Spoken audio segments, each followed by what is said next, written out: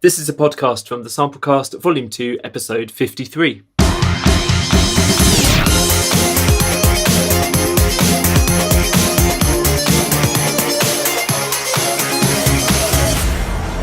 The Samplecast. Hello, welcome to the Samplecast. I'm your host, Ruben Cornell. Thank you for downloading and listening to the show. If you want to spread the love and spread the Samplecast, please feel free, share the link, let your friends know, tell your composer mates and muso friends exactly what's going on. That would be really appreciated. Also, if you could leave a review or rating for us on iTunes or your relevant podcast provider, that would be really handy as well. There's quite a packed show for you this week. I'm going to be divulging what I got up to back in May. Seems like an awful long time ago, but I've been sitting on this for a while and been dying to tell you exactly what's going on, and now finally I can.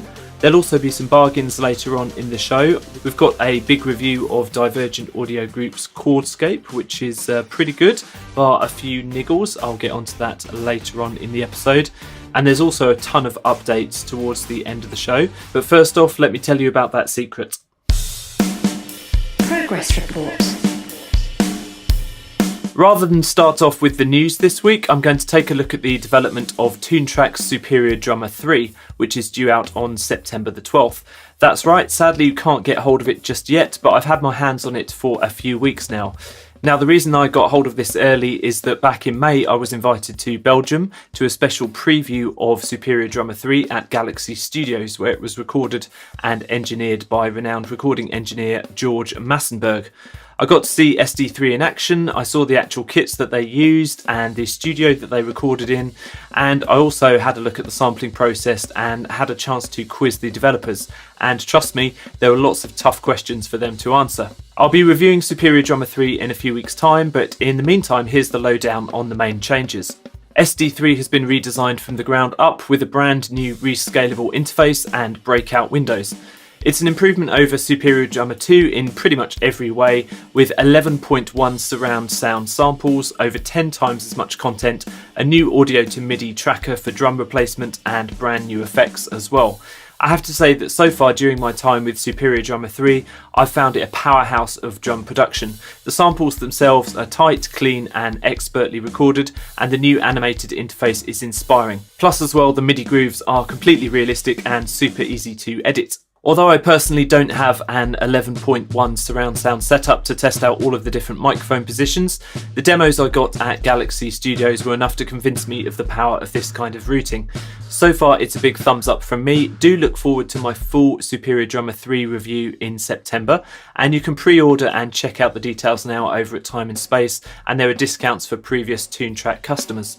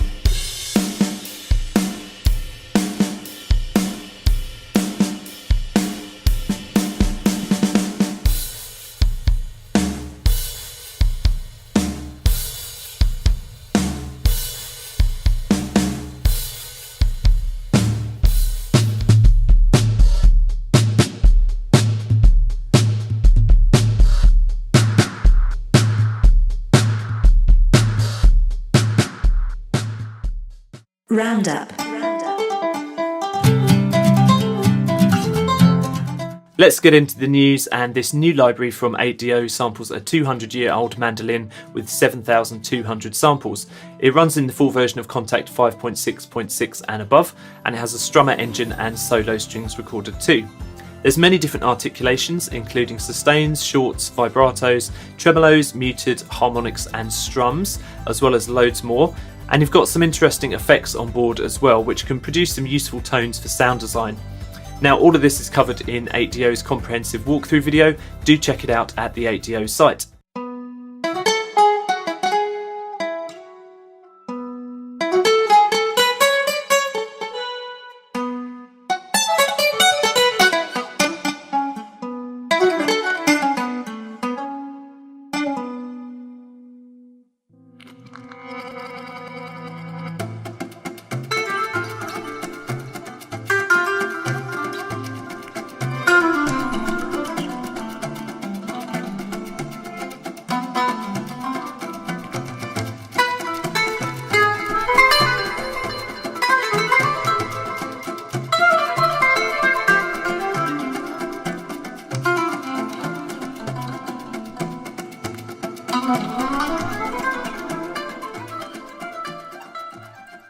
quick mention for Audict's second violins. This is their next set of string samples and they're out now. The second violins follow the first violins and cellos, and we've got still to come the basses and the violas. If you've seen me talk about Auddict before, then you can pretty much be sure that this user interface is exactly the same as their previous libraries. The second violins are 14 gigabytes in size, 7 microphone positions, and you can check out my video of the first violins for a good idea of how they work and the functionality. There's more information available at the Auddict website.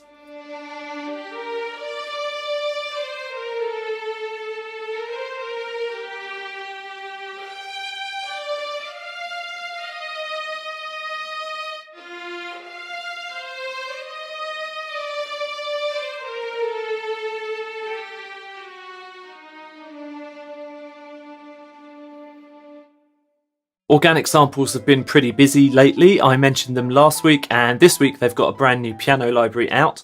It's Bosendorfer Grand Piano Staccatos. Now weirdly, this does only include staccato samples as suggested by the title, but it's a pretty lightweight library at 2,760 samples and about 4 gigabytes in size. This runs in the full version of Contact 5.5.1 and above. The piano has been recorded in 3 mic positions with a few different round robins and 3 dynamic layers.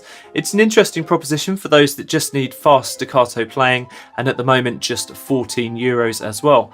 There's more details over at the Organic Samples website.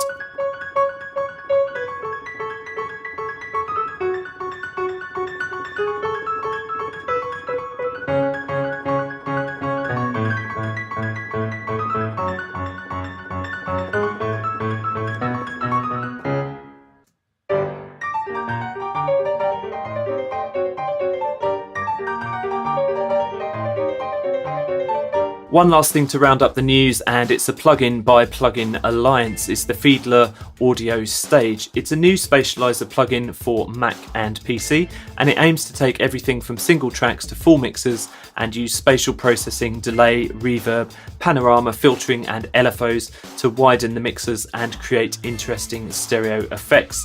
You can also use it to correct wonky stereo signals with tilt and mid-side controls. To get a better idea of what this plugin actually does, do take some time to watch the 5-minute demo video online. It does explain it pretty well and much better than I can here. There's a 14-day trial available at the Plugin Alliance website, so you can try it out for yourself for free. Do check it out. Joreen, Joreen, now where you been so long? Joreen, Joreen, now where you been so long? Ain't seen no lovin' since you've been gone. Joreen, Joreen, ah, glad to see you back.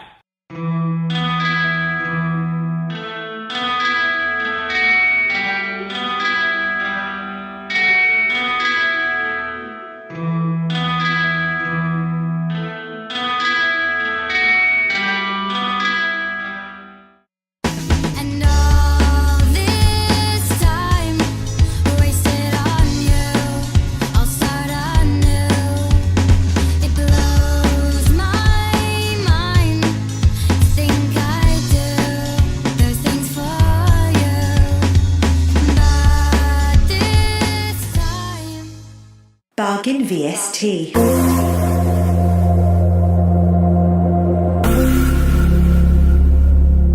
A couple of nice bargains this week. First up, it's Stereo Savage, which is a plugin developed by Plugin Boutique. I covered this amazing stereo imaging plugin all the way back in Samplecast 5, and I have been actually using it in my own tracks ever since. It's a really cool and very easy to use stereo widening plugin for Mac and PC, and it's got some creative LFO and delay effects. I definitely recommend trying it on synth lines, high frequency percussion and vocals, and for the next 2 weeks it's 50% off over at VSTBuzz, now just €34.99.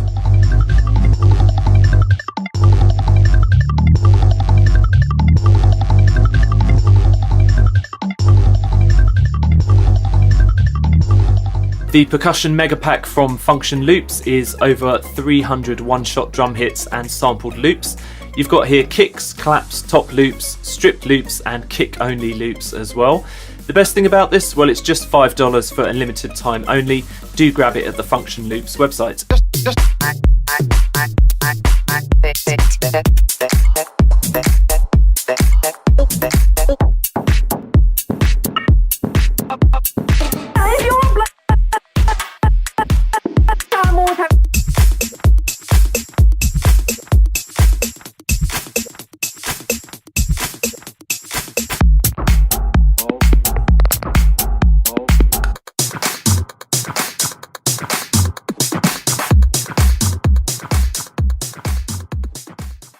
The Big Review. Thanks to Contact Hub for sending Chordscape my way for a play. It's a 4-layer ambient pad creator, runs in the full version of Contact 5.5 and above, and it's this week's big review. Chordscape is a 6GB library when fully decompressed, and it downloads and installs reasonably easily with just the small matter of snapshot folder structure to sort out manually, although there is a walkthrough document to help out with this if you haven't done it before. Speaking of snapshots, it comes with 200 right off the bat, which I thought is pretty generous, and they're quite wide in terms of tone and function and timbre. There's a lot of different kind of sounds there, so let's have a listen to those.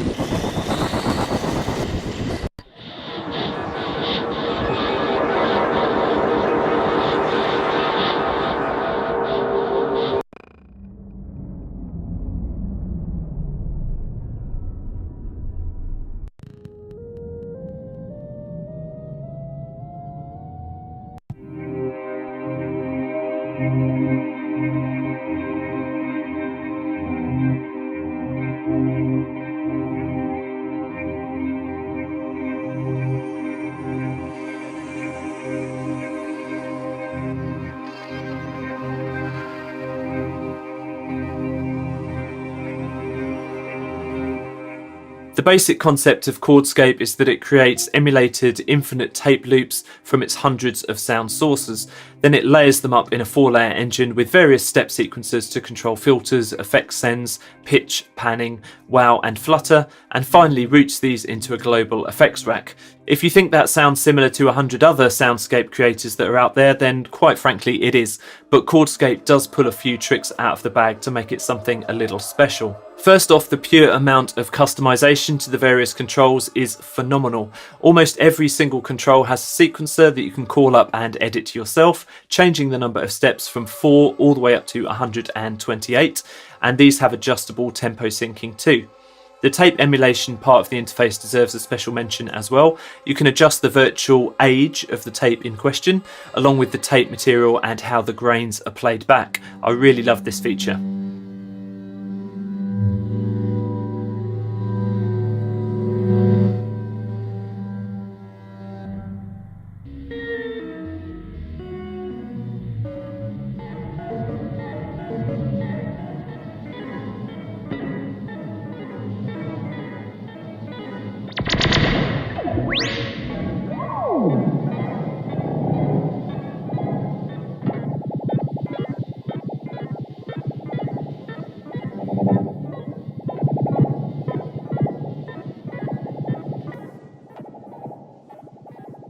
One thing the manual doesn't mention, which you can also do in Chordscape, is dragging your own samples to the engine. That's pretty cool stuff. The sequencer page of the interface can be activated and deactivated for all the different layers, and this allows control of the scale and pitch of each layer, and you can save and load presets too, although a few more presets wouldn't have gone amiss here. There's a few other things I think could have been handled just a little better. The sound source browser is a bit clunky, to be honest, when you're browsing through it, and it doesn't seem to load a new sound until you close it, and even then it takes a little while to fire up. Having said that, I do like the categorisation of the sounds and the wide variety of sources, although I'd suggest that some sounds are very similar, such as the astonishing 22 different rainy street ambiences. It's also a bit weird that the solo, mute and playback buttons operate in the way that they do. They're toggles rather than the velocity sensitive key switches for on and off. In my opinion, velocity sensitive would have been the way to go. So in conclusion, for the asking price, I do think Chordscape is a good deal. Even if you don't venture far beyond the 200 presets, I think you will get your money's worth.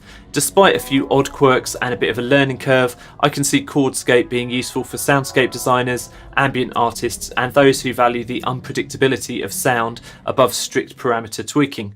Chordscape is available now from Contact Hub. Developer update. First up in this week's developer update, it's Orchestral Tools. Now, they've got updates for a couple of their libraries from years ago to take advantage of their new capsule system. They've also developed some new patches and multis. Now you've got Orchestral String Runs, which features a new lock to beat option with new run types and a brand new interface. And secondly, Symphonic Sphere, which also has a few bug fixes and a refined interface too. These two updates are free for previous owners, or they're currently on offer for new users. If you haven't already received your download links, do bug Orchestral Tools, they'll sort that out for you, and check out their website for the full list of updates.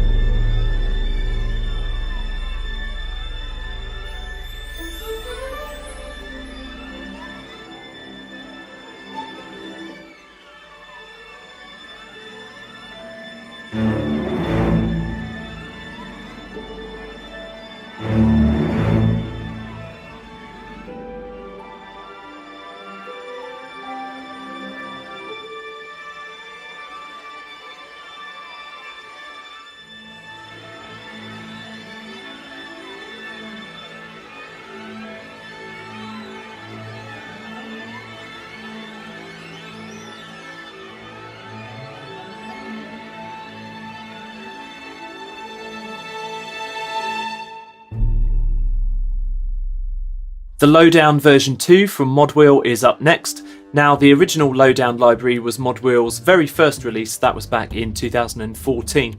This new update brings with it an updated interface, better functionality and new sample content as well. It's a double bass library featuring arco playing, you've got pizzicato in there, detuned performances too, and harmonics as well. It runs in the full version of Contact 5.5 and above. And Modwheel have basically extracted every possible type of sound you can get from a double bass. Firstly by detuning it down 8 semitones, and then playing it with mallets, chopsticks, brushes and many other types of abusive tools.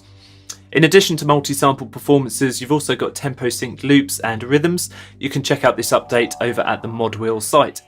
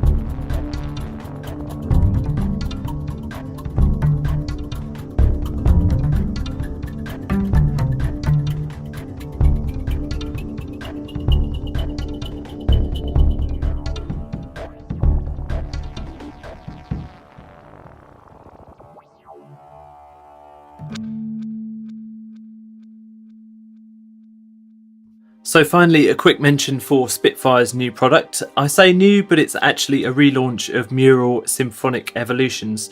It's a standalone product with NKS compatibility and goes under the name of Spitfire Symphonic Strings Evolutions. So this uses the same samples as the previous library, and if you've actually got the previous library, you can upgrade for free. For everyone else, it's just over £200 on offer at the moment, and uncompressed is 36 gigabytes in size. It will run in the Contact Player 5.6.8 and above, and it's basically a way for you to create symphonic string textures very easily using the Spitfire Evo engine.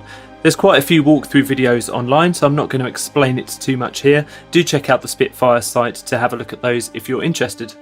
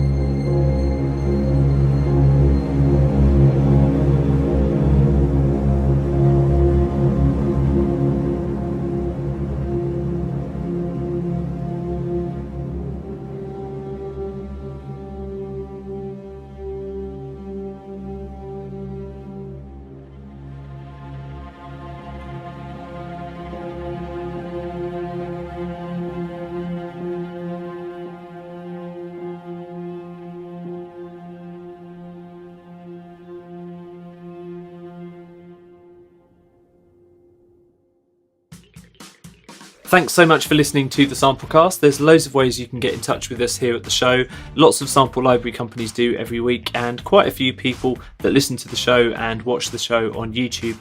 Talking of YouTube, don't forget there is that YouTube show every week. You can see me in all my bald-headed glory online, and you can see exactly what the sample libraries do, all of their interfaces and all the graphics, that kind of thing. Really, the podcast and the YouTube show go hand in hand, so if you're just listening to the podcast, you're missing out. Head over to YouTube, just search for the Samplecast and you'll find us. If you want to get in touch with us, email directly, thesamplecast@gmail.com. You can find us on Twitter @thesamplecast. You can track us down on Facebook, just search for the Samplecast. Or if you type Ruben Cornell into your search engine, you'll find me personally and you can harass me with lots of queries. I really don't mind. So thanks once again for listening. I'll be back again next week. Bye bye now.